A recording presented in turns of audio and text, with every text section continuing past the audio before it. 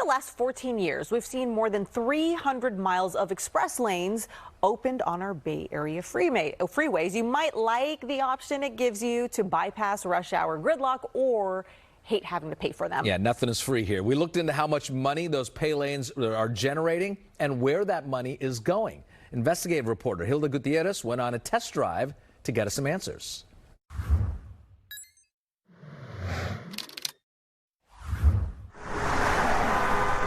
Rush hour on 880 South is one of the worst commutes in the Bay Area. Traffic is heavy. Today we're riding with John Goodwin from the Metropolitan Transportation Commission. They operate the 880 and 680 express lanes that let us pay to bypass much of the gridlock.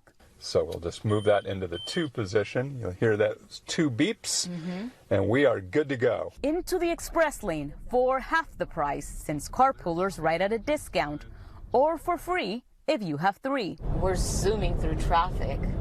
These cars are slowing down a bit on our right-hand side. That's exactly the way it should be working, that we are moving clearly 15, 20 miles an hour faster than the adjacent mixed flow lanes. The price is determined by congestion levels, so when traffic slows down, tolls go up. According to the Bay Area Infrastructure Financing Authority's latest report, toll lanes throughout the Bay Area generated more than $123 million in revenue last year, $50 million alone from 880 and more than $22 million from 101.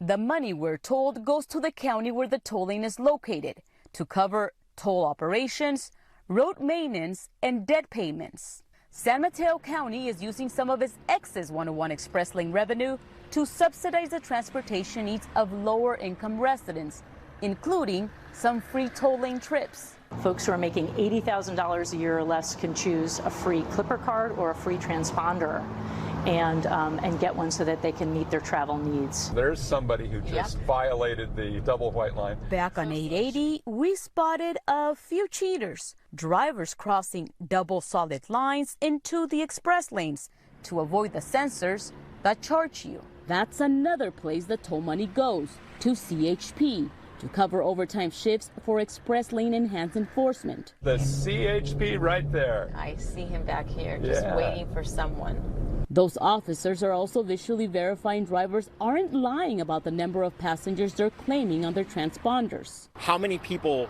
are declared in the vehicle versus obviously our observation of how many people are actually in the vehicle. If those numbers don't match, an express lane citation can cost you anywhere between $200 to $500, depending on the county. That's a lot more than what drivers are paying per toll. 2/3 of the folks that are using the express lanes are generally paying under $3 for a toll. It's only about 7% of our riders that are paying more than $12, and those must be emergency situations or unusual circumstances. That's money well spent for some drivers. It can add up if you don't pay attention to your bills and stuff, but I do use them and I don't mind the charges. But lots of drivers resent the so-called Lexus lanes. Why do I have to pay for what's always been free? Well, I already paid for the road with my taxes. I don't want to pay again. There's a lot of money at stake, and supporters say making people pay to avoid gridlock if they don't carpool is the best way to relieve congestion. So more express lanes may be on the way. It's horrible. But this driver and others we spoke to say not so fast. I don't care about them building more express lanes. I care about them widening roads where it's appropriate, fixing the potholes, resurfacing the streets. And then there's the current proposal to make all freeway lanes into toll lanes, charging a per mile toll for driving on any major freeway that runs parallel to public transit by 2035. With the investigative unit, I'm Hilda Gutierrez.